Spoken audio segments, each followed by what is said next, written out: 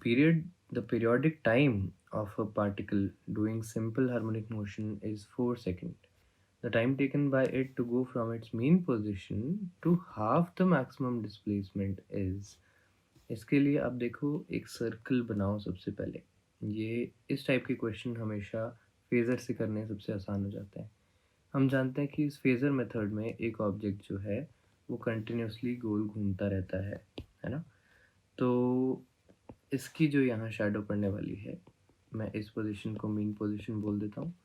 तो ये अपने एक्सट्रीम्स तक इसकी शैडो इसको पहुँचाती रहेगी एंड इस पर्टिकुलर अरेंजमेंट में हम आराम से देख सकते हैं कि आपका जो ये थीटा बनने वाला है, जो कि थीटा हम ओमेगा टी से डिनोट करते हैं।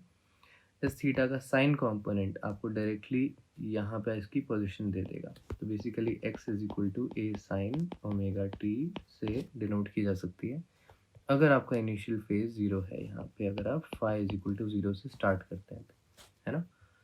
चलिए अब इस इंफॉर्मेशन के साथ इसको जल्दी से कर लेते हैं। सिंपल हार्मोनिक मोशन का टाइम पीरियड 4 सेकेंड्स है। इसका मतलब है कि ये भाई साहब t is equal to zero पे यहाँ होते हैं, t इज इक्वल टू 1 पे यहाँ, t इज इक्वल टू 2 पे यहाँ, t इज इक्वल टू 3 पे यहाँ and t is equal to 4 पे back to their starting position. Simple सी बात है।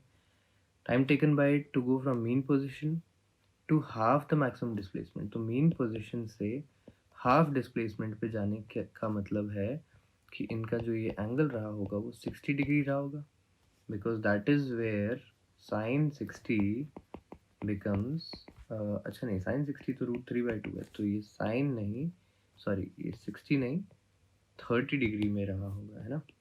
तो यहाँ मैं बैक चलता हूँ थोड़ा सा और इस गलती को करेक्ट करते हैं।